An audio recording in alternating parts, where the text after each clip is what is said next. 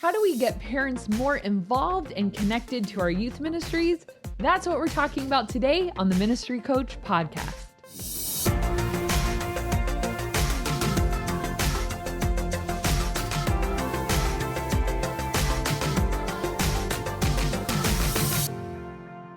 Welcome to the Ministry Coach Podcast, where we talk about all things youth ministry. This podcast is your secret weapon for growing a healthy and impactful youth ministry. If you get a lot of value out of this episode, please hit that like and subscribe button, and also hit the notification bell so that you don't miss any upcoming episodes. If you're listening on a podcast, make sure you subscribe there as well. And if you would be so kind as to leave us a review, we would really appreciate it. My name is Jeff Lascola. This is Kristen Lascola. And make sure you guys stay to the end, because we're going to do another question of the day, and we're going to also reveal our last weekly winner for the giveaway contest we're running right now. Woo woo. So tonight's episode is all about how do you get parents more involved in your youth ministry? Well, Jeff, if you want them that's what more I was involved say. in your youth ministry. How involved do you want them? I think you need to really wrestle with that question.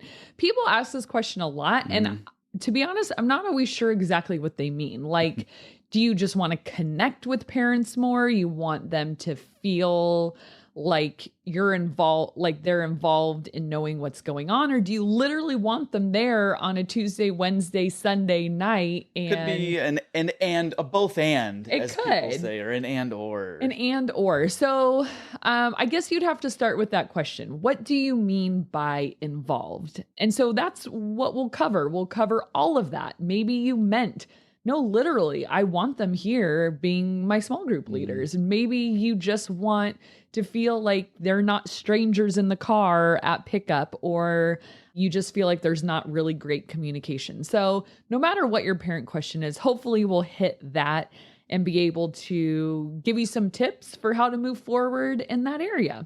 So let's talk about small group leaders first. Okay. Parents as small group leaders. Is it a good idea? Is it a bad idea? Is it neither? I don't know. It depends on the parent. So here's a couple questions to ask if a parent wants to be a small group leader. Because honestly, some of the greatest legendary small group leaders I've ever had have been parents.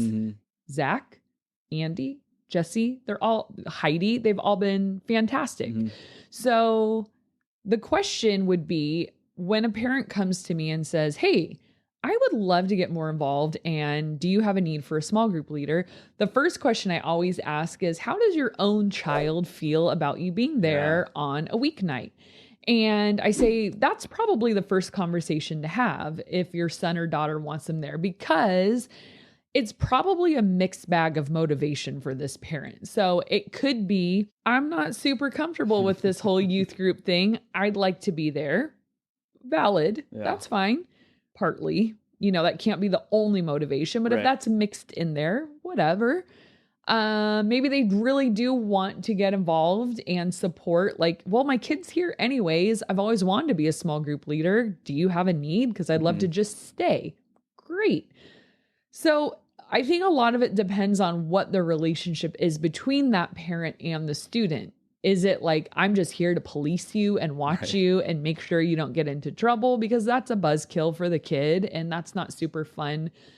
This is a time where we need other adults to now teach you how to follow Christ or how to be a part of a group. Like, the voice of your parent is huge, but right at adolescence, we need some other voices in there too. So if it's just you're getting major hover vibes, helicopter parent vibes, and there's not a whole lot of motivation for them to pour into other kids, but it's just they want to keep eagle eyes on their own child, I would put up like an orange flag on that and be like, well, like, this might not be the best time. So once they've had that conversation with their student and you're picking up some healthy relationship vibes between the two of them, and you think the parent really would be a great addition to your team, I say, let him be a small group leader. Again, he started because he was a homeschool parent and he was very uncomfortable. It was his oldest child, first time going to youth group. And he's like, I'm not sure I'm all about this. fine. So he wanted to be a small group leader. Led a boys' small group. 13 years later, he's still on my staff. He's in the Hall of Fame. Right. And he was one of the most valuable players we ever had. So his motivation, I think, was mostly wrapped up in his daughter coming and him being kind of a protective parent. But the value that he brought to the table was huge and still is. And so you can't just write someone off immediately. You have to kind of investigate, get to know them, get to know their kid, get to know that relationship, have them check it out.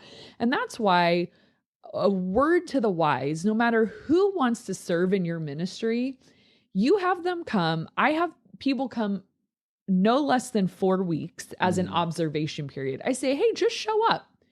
Because how can you really know whether someone's a good fit or not until they're in that environment? Right. You know what I mean? This wasn't exactly what I expected. Exactly. It's for them and for you. And I always say, so that you can come see what we're about and catch our vibe and make sure it's what you actually think it is. Yeah.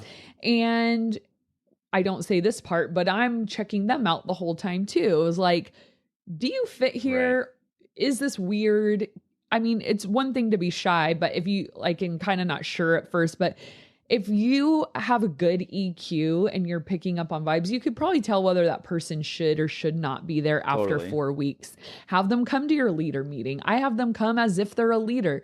Come to my leader meeting, hang out during programs, sit in on a small group, and I just watch them. I talk with them before and after program, and it's just through that proximity and observation that you start to notice, is this good or not? And so that goes for parents that want to serve in your ministry too.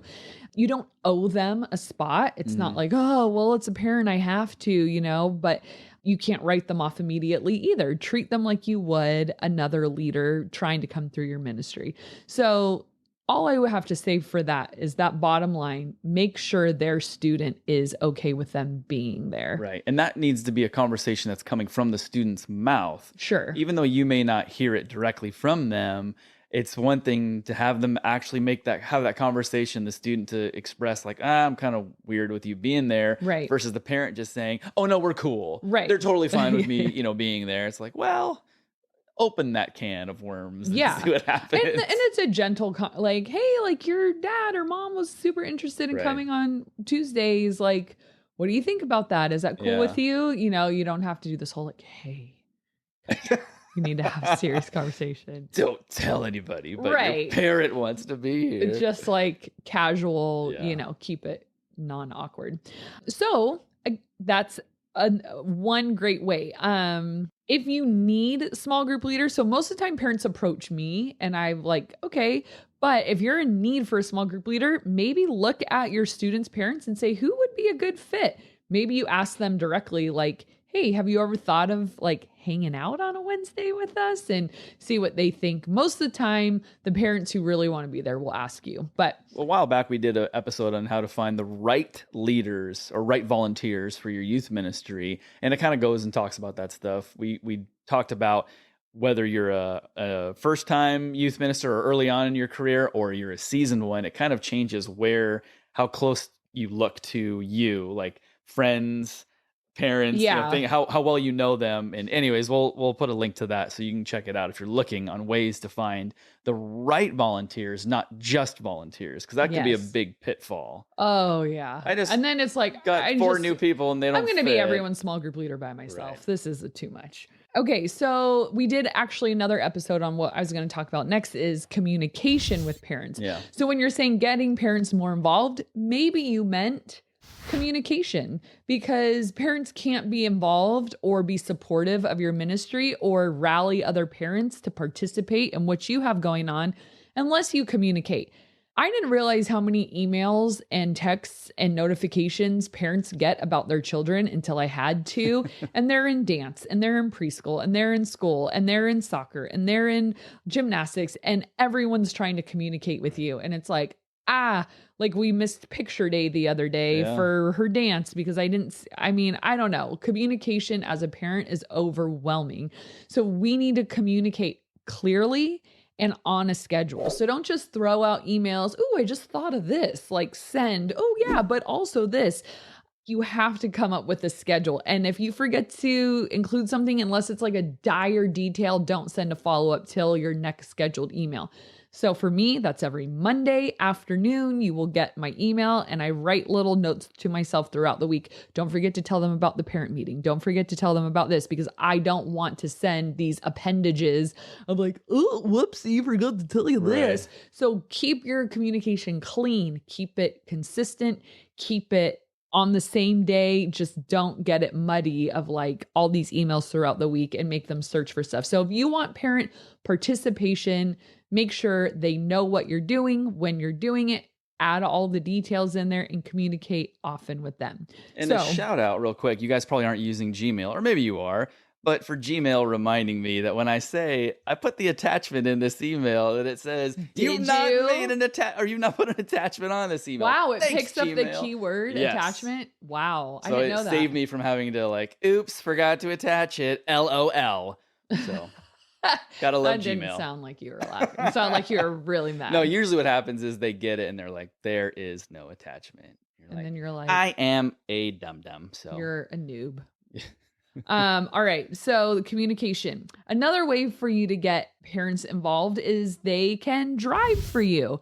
So that's maybe pretty obvious. If you are looking for a way for parents to support and get involved, some of them really don't want to be small group leaders, but they will be willing to drive to a special event for you. Meaning if your camp is within driving distance, maybe they'll drive for your camp.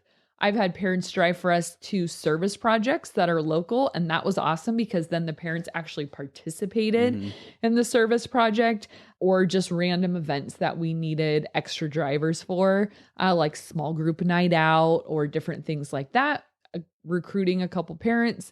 And then make sure, this is a pet peeve of mine, is to not thank people. So even if they're very willing, if they drive for small group night out, I'm going to buy you a coffee on the way home or when we're waiting for the kids. You drive for a service project, I'm going to buy your lunch on the way home. If I didn't catch you and I wasn't able to get you a coffee or lunch, I'll be sending you an Amazon gift card for $10 or $20 or something like that. I just have a pet peeve of people not being thanked for their time. And it's probably coming from a place in my life to where I have no time. So anytime I give you my time, I just gave you my most valuable asset that I own, because it's the most marginless area of my life. And so make sure you acknowledge that in people. If they speak for you, if they drive for you, if they do something for you, gosh darn it, thank them. Write them a card or give them something small. That's such a pet peeve of mine. When, especially in ministry, we use people for their resources. We use them. We do, for their resources and their talents and their time, because we're on a shoestring budget and we think we don't have the resources to thank people. But if we steward well, we do.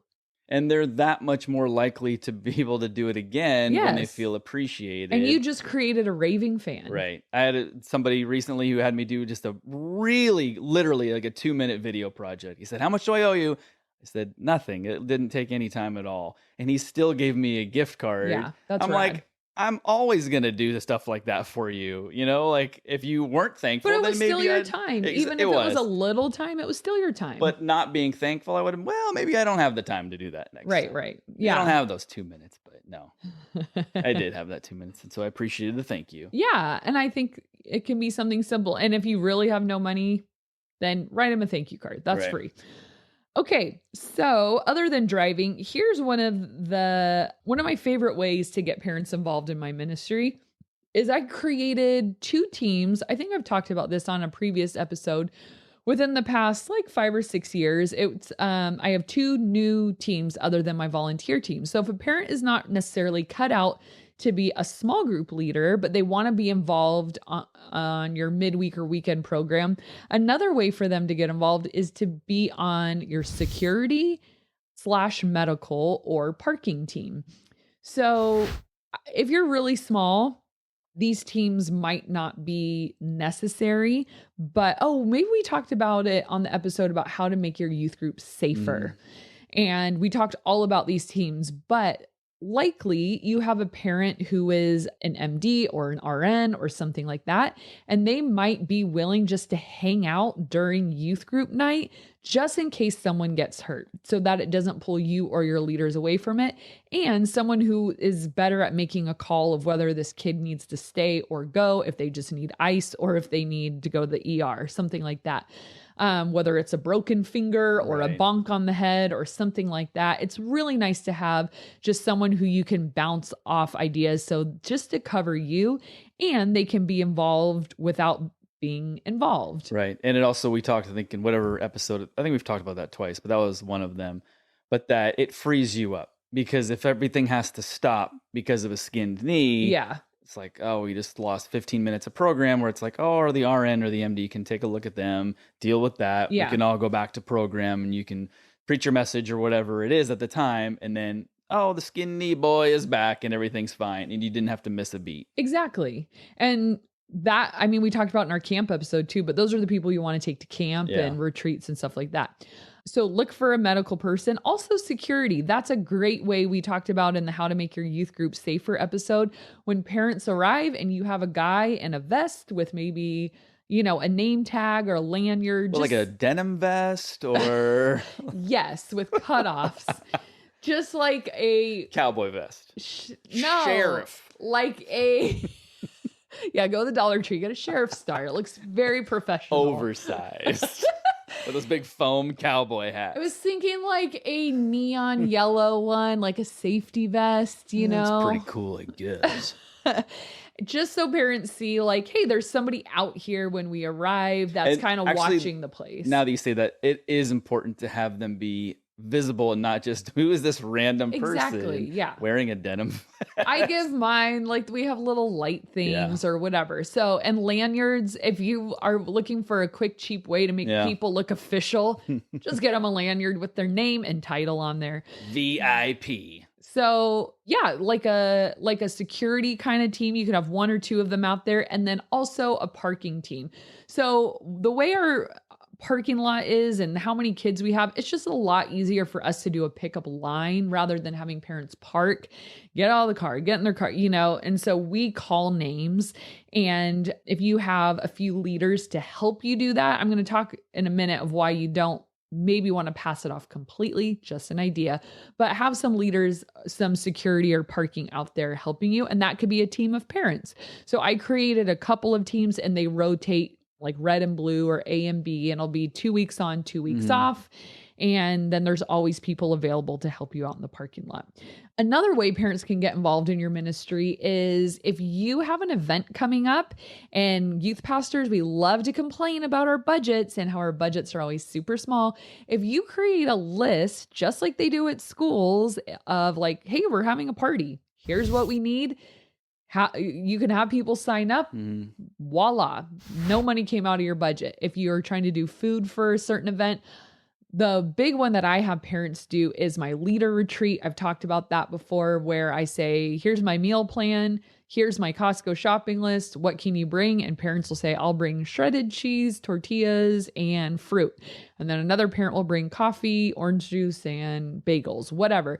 And so then I get it all taken care of. They drop off the food, and I just fed all my leaders for a weekend for free. So you can do that for a student leadership retreat. You can do that for your leader retreat, or you can do it for your Christmas party or in a graduation event or whatever it might be. It just takes some organization on your end. And parents, like, I think they have this thing in the back of their mind, like, I'm so appreciative of what you do for my kid. I wish there was a way to thank you. I'm not small group leader material, but I will sure add something to my Costco list the next time I go. Such a low impact way of contributing something. Totally. Here's $20. Incredible. You buy something. Well, and some people are really culinary. Like I've had moms be like, I made you guys this homemade pecan granola for breakfast for your retreat. I'm like, you're awesome. Right. Like you never know what kind of people will come out of the woodwork of like, that's totally my jam, is like putting together a beautiful breakfast basket for people. Like you don't even know, but a delicious charcuterie board. Charcuterie.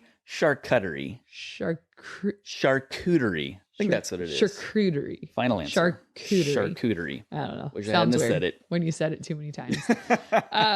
Yeah. So they might want to donate stuff, maybe beyond food. If you're on a super tight budget and you say, like, our teachers send us lists like we need copy paper. So I don't know, if you need water balloons or whatever, you can just send out a wish list and say, hey, this is some stuff we need for youth group. If you're able to help, great. If not, fine.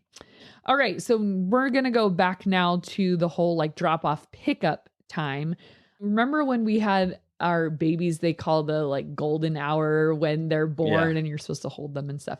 Okay. So the golden hour of parent communication and involvement is drop off and pickup for me. So I am highly involved in my pickup. And I remember our head of security said to me one time, Kristen, why are you out there? You should have a team doing pickup. And I was like, yeah, that's true. But let me tell you why I'm out there. 2 reasons. Number 1, I get the job done. Okay. I move those cars and I'm very invested in like beating my time every week. I moved 70 cars in 8 minutes, like I'm very invested because again, I'm on the parents' team. It's 8:30. It's a school night. You're ready to go. I'm not going to make you wait for your kid. Right. I am going to move these cars. Whereas I don't know if everyone's as highly invested as me because my reputation's on the line. Theirs isn't. They're just like, hey, I called your kid. That last car coming through might be really mad if you're not moving them fast enough. Right. And we have a traffic problem where we are. So I'm like, I need to make sure this line moves. The second reason, and more importantly, is that this is like the only opportunity that I get FaceTime with a lot of these parents because we have a lot of kids and I don't know all their parents. And so if their parents come in, grab them, leave, and I'm like, wait, what happened? But if I do the pickup line and I go to almost every single car and I see the face and, hey, who are you here to pick up? I'm here to pick up Jordan. Okay, great. Well, so good to see you. Who's Jordan? I don't know, but I'm going to call Jordan for them to come to pick up. But I get like that moment of FaceTime and then I start to build over time a relationship with these parents and vice versa. Or they'll have the opportunity to ask me a quick question like, wait, are camp signups still open? Sorry, you gotta go. You gotta move that car. 8 minutes. I gotta beat my time. No time to talk. But I will have these little moments of like, or I'll see something a parent posted like on Instagram. I'll be like, hey, sorry to hear about da da da da da. Oh yeah, thanks. And we have this quick moment of connection. And that is what I'm looking for because otherwise, if I'm not out there at pickup, parents drop off, don't come in, pick up, don't come in, and may not even come into my classroom on a Sunday morning because parents don't have to sign their kids in or out. Our kids just leave. They sign themselves in junior high, like whereas in children's ministry, you have a parent to sign them in. They do it all themselves. So I may go, like there's certain kids, it's like, I've never seen your parents. I wouldn't know them if I bumped into them. So I take that opportunity as my golden hour to connect with parents and make them feel seen. Or if I love your daughter. Oh, she was so great. She had such a good time tonight. I'm so glad she was here. I just try any opportunity to encourage them to build that up. So what is, you have a large youth ministry and that line is just the way it has to be. What would you say for somebody that has 10, 15, 20 kids and doesn't need a line of cars? What does that look like? So that's a great question. And I was in that position. And so at that point, parents were parking and coming in, or they'd kind of hover outside with the motor running and honking. Like their kid would finally run out, but I was still out there. So I was always at the doors waiting, watching parents come in and come out. I would not let a parent slip by me without me saying hello. I'd go out to the car. If they were kind of hovering and looking and waiting, I'd go up to the window. Hey, oh yeah, I think they're getting their stuff. They're coming, I don't know if we've met. I'm Kristen. Or if they would come in, I would make sure I stopped them and we would have these great conversations. So, and that was even better, because you can be inside and kind of hovering to the parking lot all at once. But a lot of youth pastors, and this is the hardest tension ever.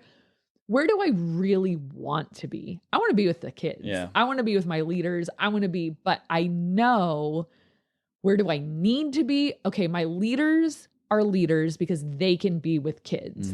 I am the youth pastor. Who is there for the parents? It has to be me. Who else is it going to be? I don't want my small group. I do want my small group leaders meeting and Right. mingling with parents, but I'd not all the rather have time. them with the kids if I had to choose.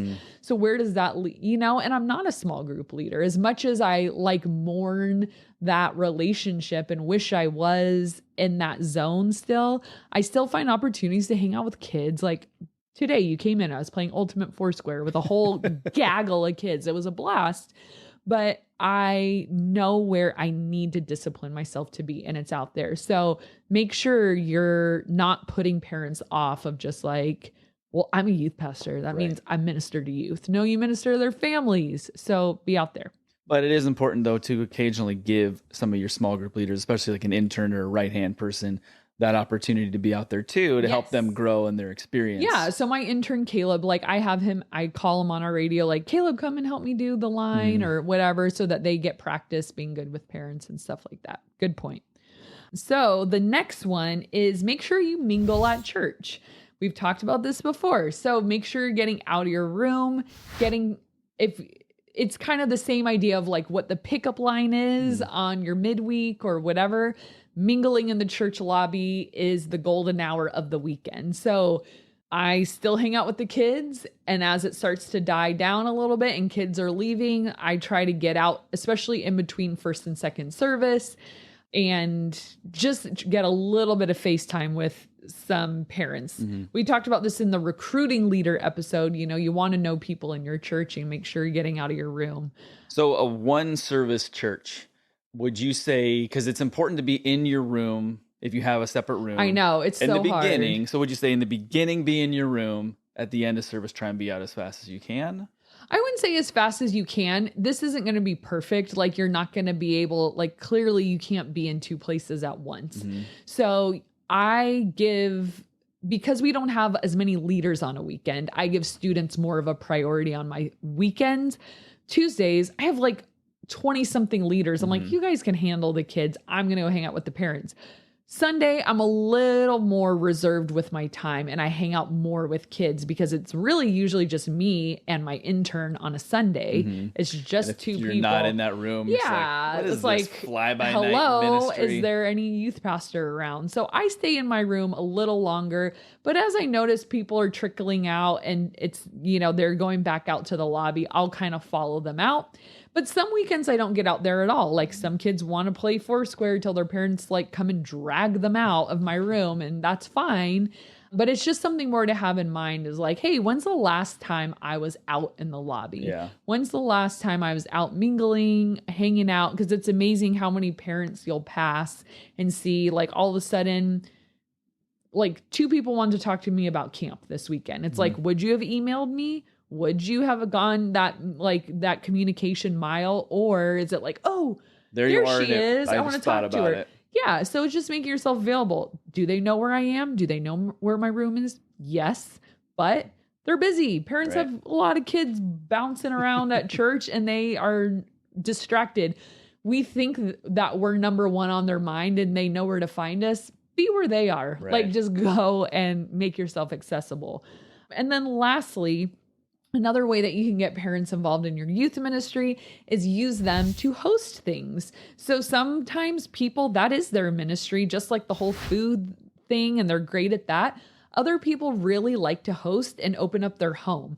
So like if they have a pool, you might want to use them for like your year kickoff or your end of the year party or a summer swim thing, whatever. Maybe you choose to have your small groups in homes. We had to do it during COVID. We don't do it normally, but I know a lot of youth groups that do. We have this other event called Double Dog Dare-a-thon, which maybe you've heard of. If not, look it up. It's great. And we use host homes for that. And sometimes parents are like, I have this one mom, she's always like, if anyone needs a place to go, if anyone ever needs, they can come here. We can host anything. Like she's just so eager to host something. And I'm like, you just wait one time and you'll be done. No. And so, yeah, just like it's important to thank people after they've done something. Make sure I always bring a thank you card to a host home and make sure you leave the place Boy Scout clean, like take out the trash, like make sure that there's no junior hires doing anything or high schoolers doing anything weird to their stuff. So be good guests. But yeah, some people really want to be taken up on it. There's been people that's like, we don't really know how to help, but we have a pool, like you can use it anytime.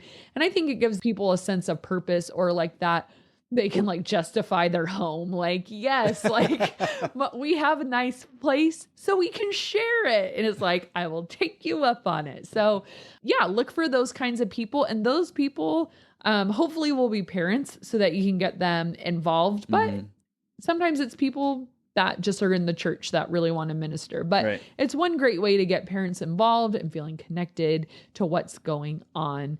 Another way that they can host, I used to have my student leadership meetings at the homes of the leadership team. So like we would choose a different student's home each month for our student leadership meetings. And it just made it more special. Like we're not at the church like always, we're at someone's house, and I would order pizza and we would do our meeting there and all of that. It's a smaller group. So it is. Not having to host a ton of kids. Yeah, like you're not bringing your whole entire youth group. So if you have a larger youth group, that would be a great way to utilize some host homes and get other people involved and invested. Yeah, parents are your biggest ally. Yes. All right, so we have come to the point in the show where we're going to go over the question of the day. The question of the day this day is...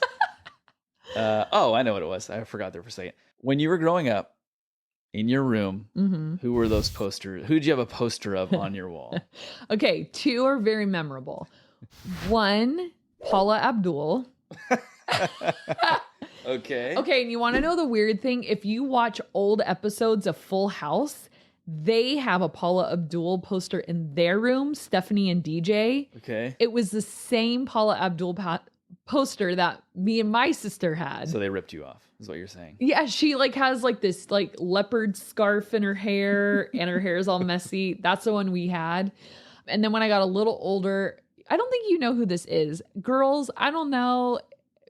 I don't think he was as well known as Jonathan Taylor Thomas. Oh, that's what I was going to guess you had. No, it was another guy of that same era and genre. His name was Andrew Keegan. I know the name. I got his poster out of like a Tiger Beat magazine. He was like the centerfold. What is? I don't know. I don't know. Anyways, there was this folded up Andrew Keegan poster in one of those, and I put that right on my wall. He was in like a couple movies that were meant for like tweens. He was on Seventh Heaven for a while. I used to watch that show. Maybe that's where I know it from. I mean, it's hard because he wasn't that well known, but he was my cup of tea. He was the cat's meow, they say. He was. For me, I had Michael Jordan. There was 2 different posters of him dunking on somebody. And if you guys haven't checked out The Last Dance on Netflix, there's some language. I'll put that up front. Every time you say that, I think you're talking about that 90s movie Save the Last Dance with Julia Stiles. Oh, yeah. Wait, I don't know that movie at all. Save the Last Dance? No, we're talking about Michael Jordan. Okay, whatever. It's a really good documentary. And it reminded me he is the GOAT. He's the greatest of all time. I think you have a man crush on him now. It started out as... I've heard you talk about this way too many. It's a good documentary. But I was kind of falling, I think, into that. Like, LeBron James, maybe, no. And that brought you right back. It brought me back. And I was like, I forgot how you back good into he reality. was. So LeBron is great. There's no doubt about it. But you Michael might get Jordan, some haters. I don't know. Maybe. Do people feel passionately about this stuff? They do. Okay. But I think everybody could admit, like, Michael Jordan was maybe the girls will be like, how dare you say Andrew Keegan is cuter than Jonathan Taylor Thomas? He's my GOAT, Andrew Keegan. I do not think so. All right. So we have a winner for tonight's final weekly giveaway.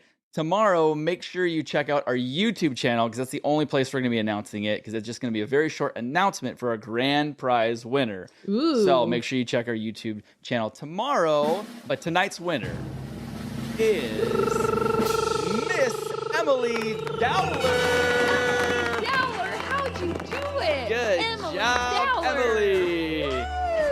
Thank you so much for participating in our giveaway. We will be emailing you with your for your shirt size.